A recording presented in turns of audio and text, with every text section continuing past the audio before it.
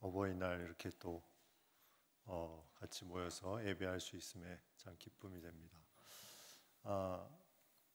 하나님이 주시는 귀한 마음들이 가정에 계속해서 흘러가는 이런 부분들을 우리가 살면서 느낄 수 있다는 것이 큰 축복이요 또 은혜임을 고백하게 됩니다.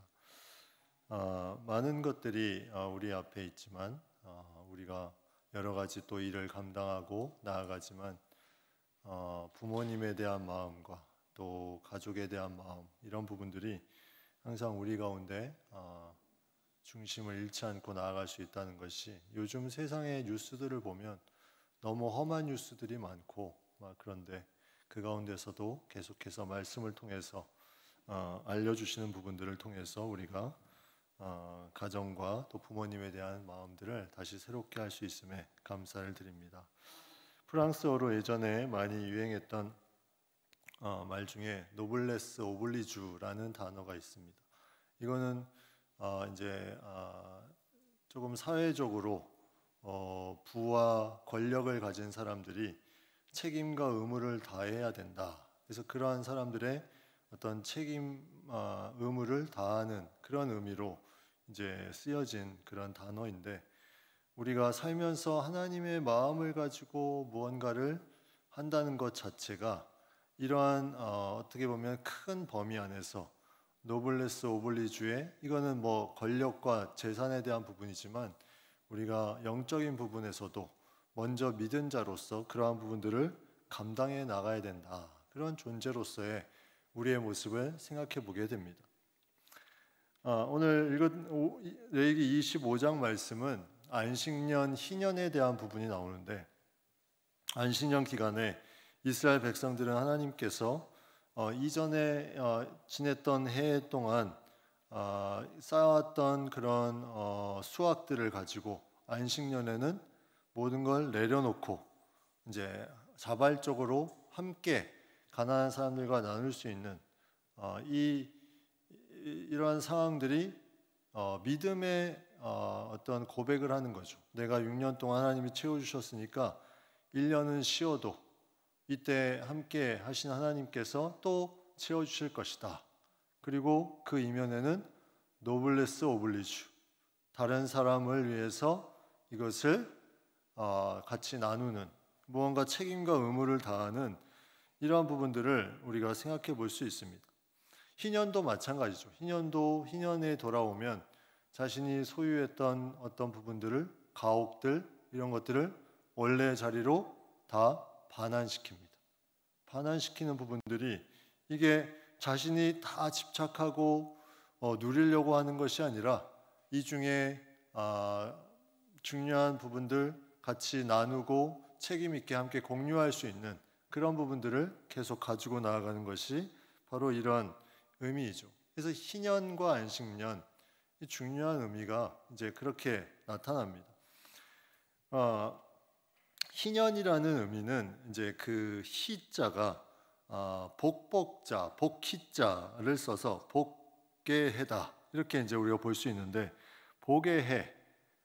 그리고 이 단어는 이제 영어로는 주빌리라고 이제 하는데 그 전에 영어 성경 전에 이제 불가타 역이라고 라틴어로 번역한 구약 성경을 이제 라틴어로 번역한 성경에 의하면 거기도 마찬가지로 유빌라레 이게 영어로 주빌리 이렇게 번역이 됐는데 이 주빌리는 바로 기쁨이라는 뜻입니다. 기쁨.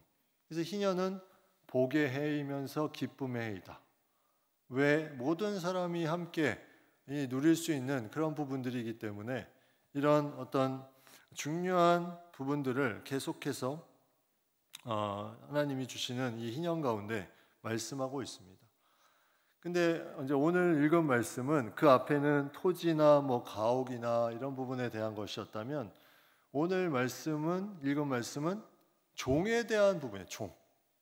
종도 희년 때 다 해방이 된다. 이 얘기를 하고 있는데 이제 이 당시에는 많은 어려움들이 이제 있었는데 뭐 흉년도 있고 역병도 있고 또 침입하는 세력도 있고 이런 어려움에 처하다 보니까 어떤 일이 생기냐면 더 이상 무언가 살아갈 수 있는 방편이 없어집니다. 너무 힘들기 때문에. 그래서 어떤 방법을 최후로 쓸 수 있냐면 다른 사람의 종이 되는 거예요. 다른 사람의 종. 이제 종 노릇을 하는 거죠.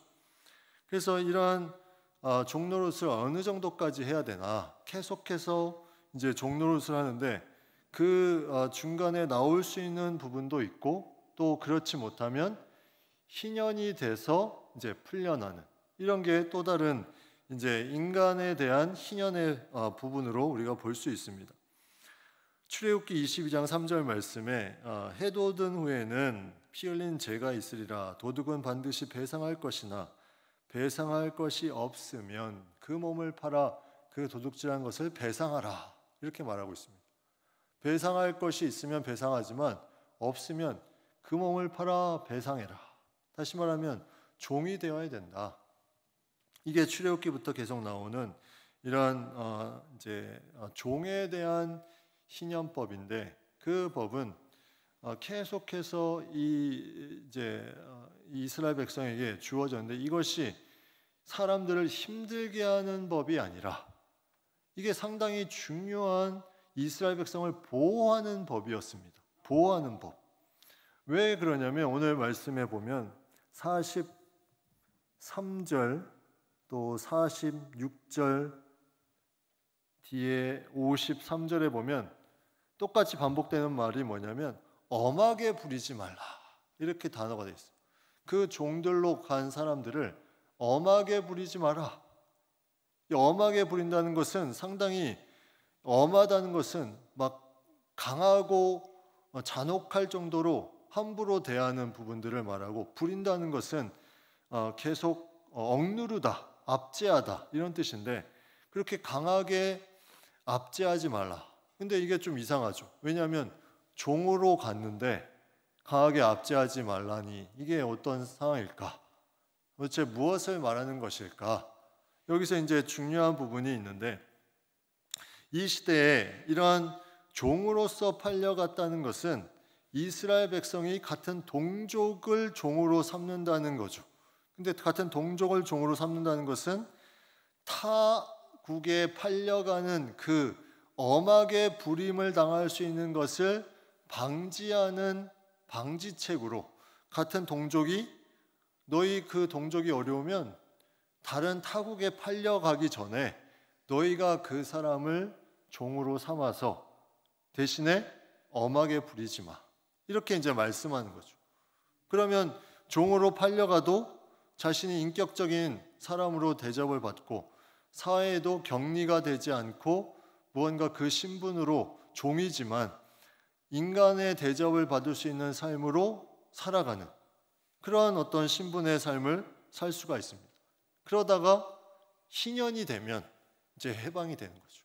그러한 가정에 희년이 딱 되면 그러니까 내가 종으로서 팔려갔지만 종처럼 대우받지 않고 무언가 오늘 여기 말씀에도 보면 품꾼처럼 대우를 받는 일하는 사람처럼 대우를 받는 사람으로 쭉 살다가 희년에 다시 원래의 상태로 돌아오는 만약에 이스라엘 동족이 동족을 이렇게 종으로 안 삼았다면 이러한 희년법이 없는 이방 나라의 사람들이 이제 종으로 삼기 때문에 이것을 이스라엘에서 같이 품어줄 수 있는 법으로 만든 것이 이 희년법에 이스라엘 백성들이 이 종살이를 하는 법이었어요.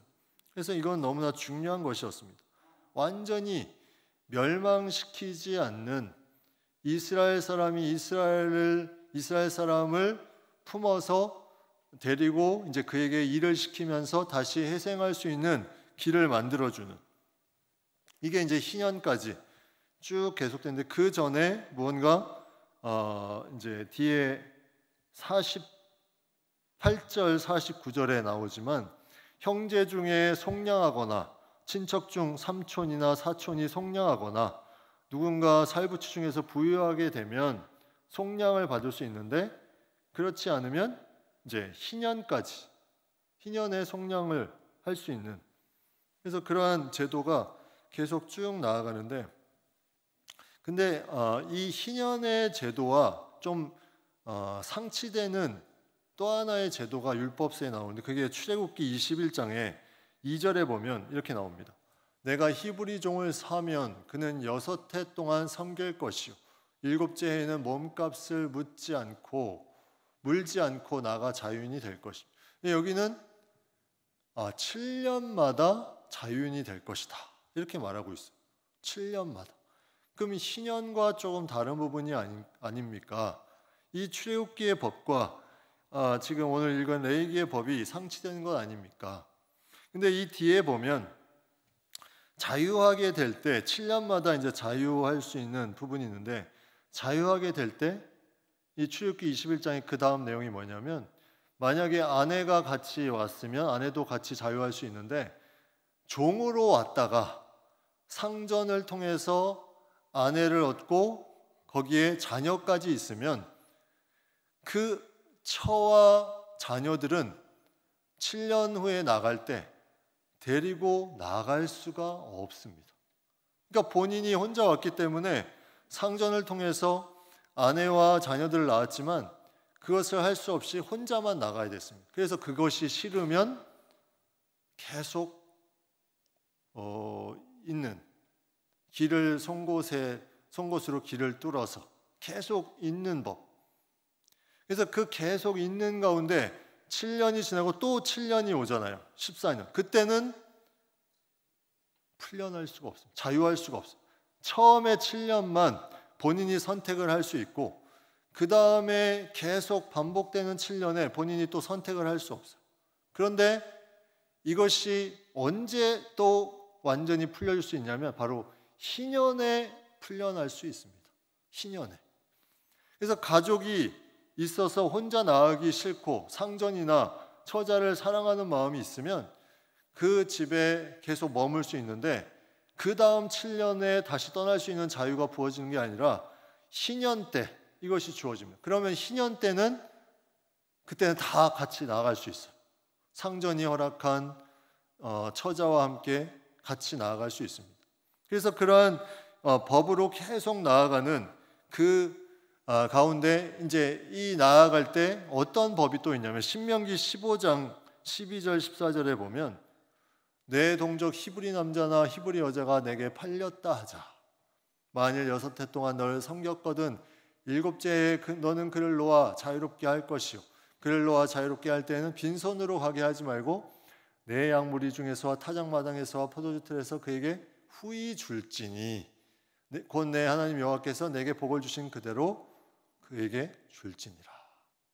다시 주는 겁니다. 그가 생활을 할 수 있도록 후히 주어라. 이제 이 법이 이제 만들어져 가지고 뭔가 계속 그들이 나아가고자 할 때는 이것을 채워주는 법. 이게 7째 해든지 희년이든지 그들이 나아가고자 하는 그 마음이 있을 때는 그냥 놓아주는 것이 아니라 주인이 살아가도록 채워주는 것. 이게 책임과 의무를 다하는 거죠. 노블레스 오블리주. 가진 자의 책임. 그냥 시간이 지나서 너 알아서 살아가 아니라 내가 너 살 수 있도록 다 제공해 줄게 하면서 그에게 필요한 것들을 빈손으로 가지 않고 후히 줘서 보내는. 그래서 히브리 종은 이렇게 희년이 되거나 그 전에 친척을 통해 속량되거나 또 가족 중에 부하게 된 사람, 살부치 중에서 부하게 된 사람을 통해서 자유함을 얻을 수 있는 그런 부분들이 이제 나타납니다. 그래서 본 장에 그런 어떤 부분들이 쭉 나오는데 그러면 누가 영원한 종이 될 수 있습니까? 히브리인들은 다 이렇게 풀려나면 영원한 종은 누가 될 수 있습니까? 오늘 본문에 44절부터 보면 내 종은 남녀를 막론하고 내 사방 이방인 중에서 취할지니 이렇게 되어 있습니다. 이방인 중에서 너희 중에 거류하는 동거인들의 자녀 중에서도 너희가 사올 수 있고 거류하는 동거인들은 뭐냐면 이방인들인데 오랫동안 이스라엘 사람들과 함께해서 그들의 문화가 거의 이스라엘처럼 동화된 사람들을 말합니다. 이들도 이방인의 한 부류겠죠. 거류하는 동거인들의 자녀 중에서도 사올 수 있는데 그들은 너희의 소유가 된다. 여기 소유라는 말이 나옵니다. 이 히브리 동족은 소유라는 말이 나오지 않아요. 그거는 그냥 신년 때까지 같이 품꾼으로 머물러 있는데, 이방인들은 소유가 되어서 46절에 보면 너희가 영원한 종을 삼으려니와, 예, 영원한 종을 삼으려니와 이렇게 되어 있습니다. 영원한 종을 삼을 수 있는 그런 부류가 이방인들이었습니다. 왜 이런 차이를 뒀을까? 여기에 이제 하나님의 구속사적인 역사를 우리가 생각해 볼 수 있죠. 그게 계속 오늘 본문에 나오는 내용 중에 그 앞에도 나오는데, 이제 55절 말씀에 보면 38절에도 나오죠. 38절에 나오고 55절 마지막 절에도 보면 이스라엘 자손은 나의 종들이 됨이라. 그들은 내가 애굽 땅에서 인도하여낸 내 종이요 나는 너희의 하나님 여호와이니라. 예, 이스라엘 백성은 누구의 종이라고 되어 있습니까? 내 종이니라.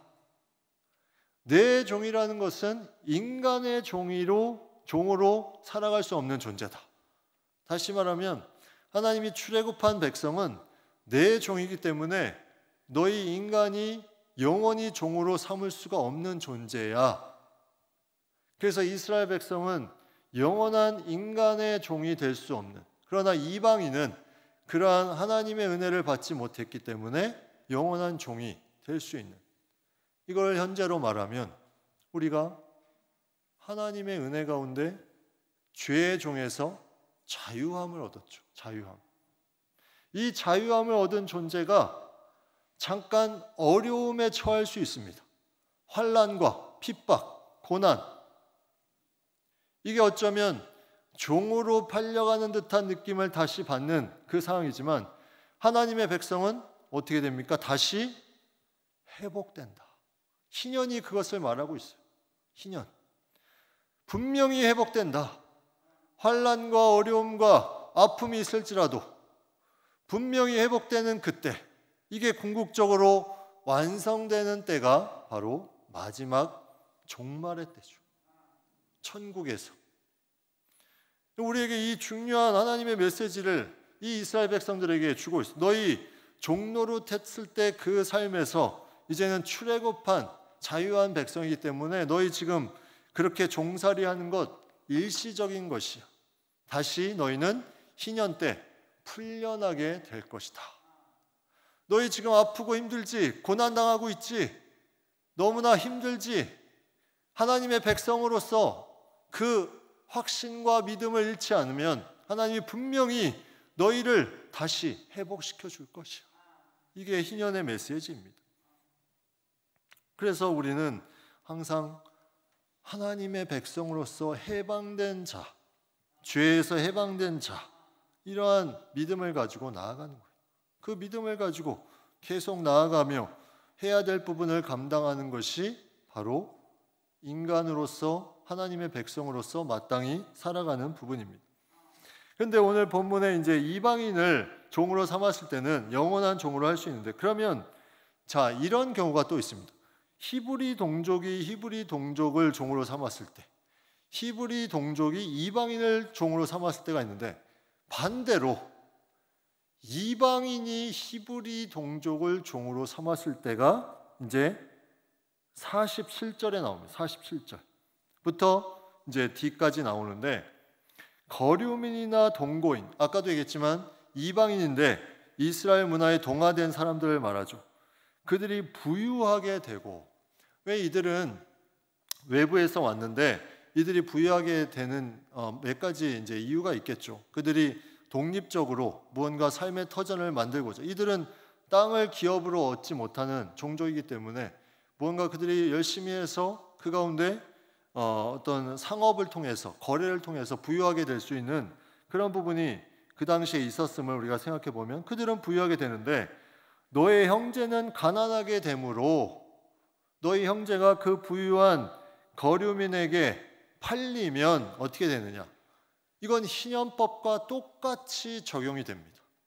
그게 첫 번째, 형제나 친척 중에서 속량할 수 있는 그런 부가 있다면 속량되고, 그리고 살부치 중에서, 가족 중에서 또 누군가 부유하게 되어서 속량할 수 있고, 그리고 그것도 안 되면 희년 때에는 다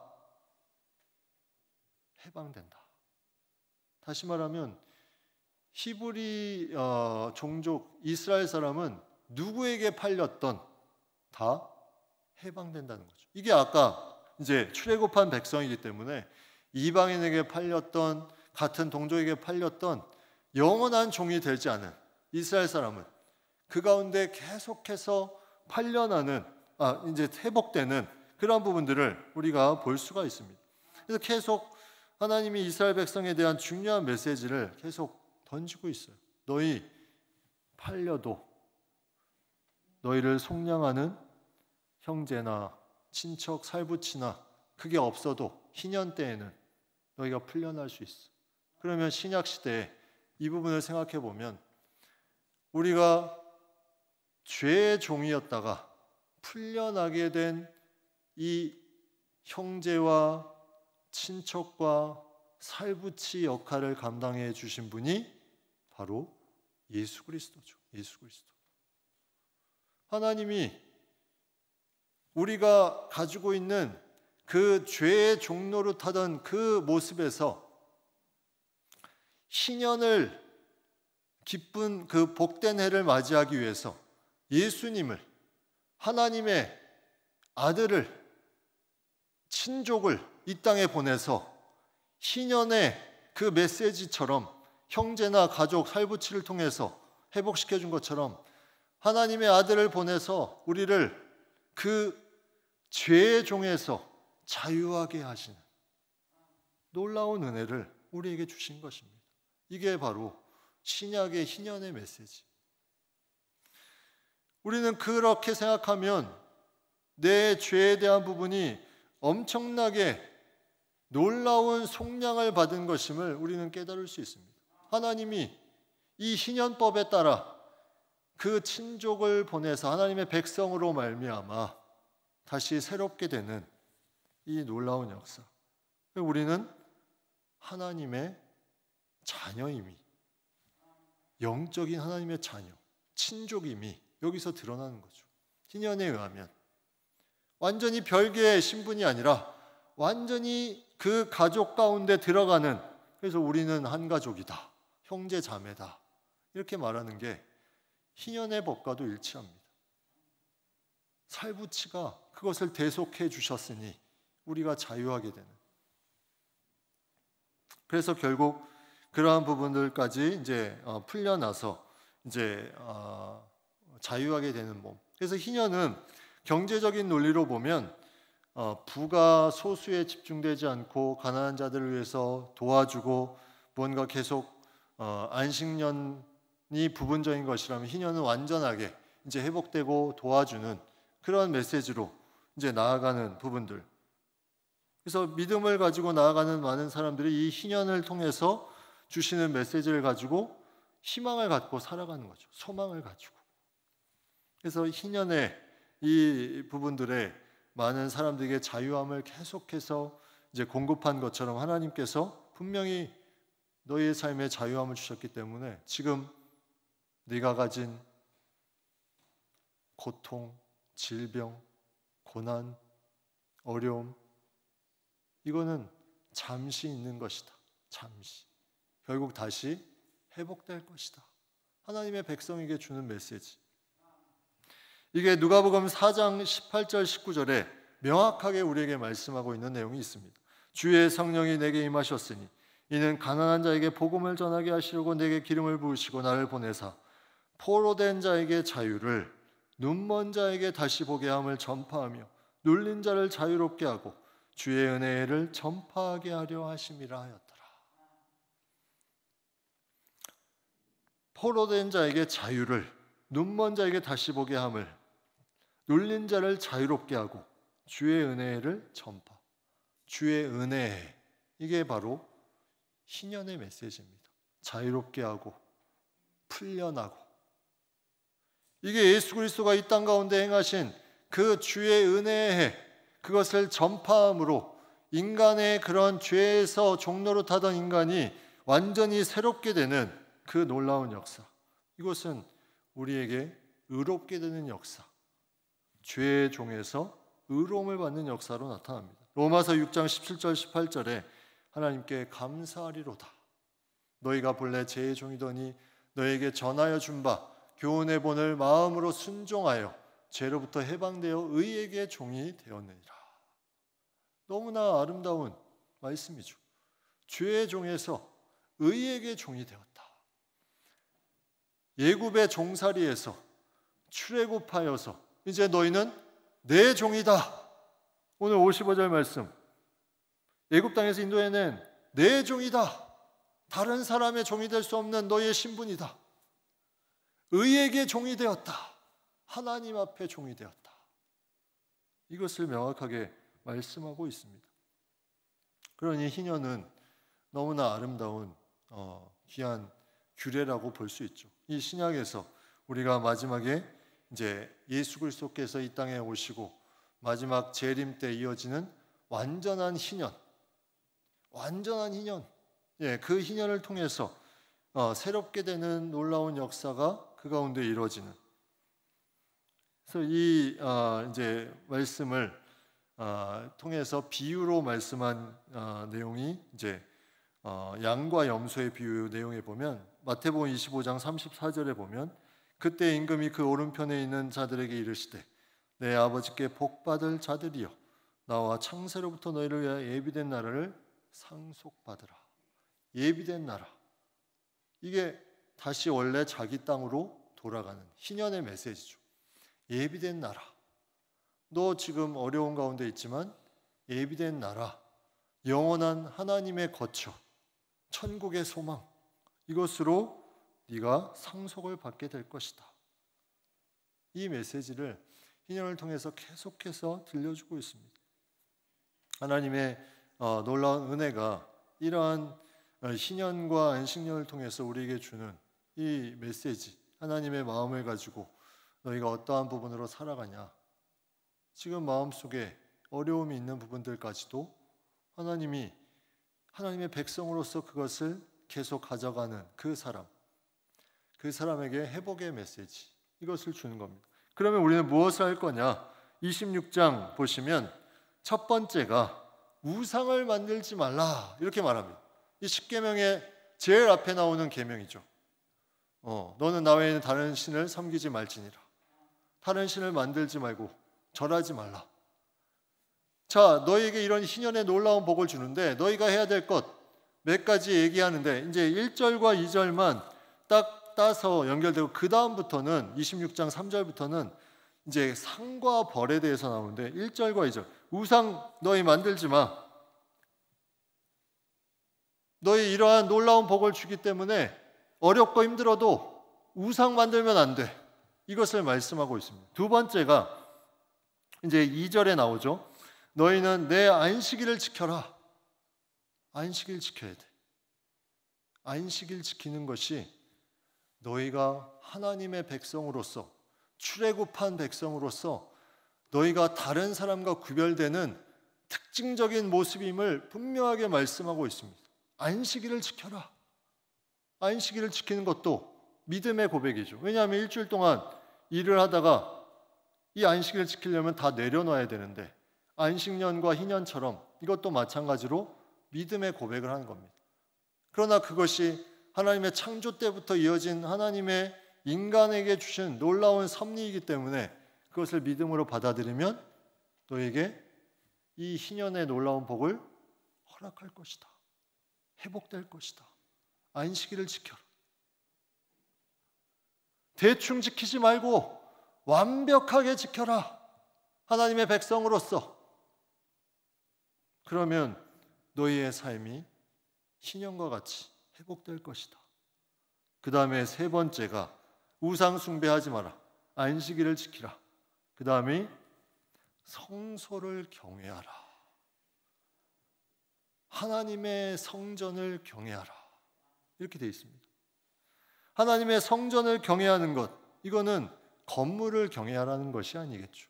그 안에 임하는 하나님의 임재하심, 역사하심, 성전을 통해서 이루시는 놀라운 하나님의 함께하심, 이것을 경외하라. 이게 우리가 감당해야 될 세 가지. 우상 숭배하지 마라. 안식일, 예배 철저하게 드려라.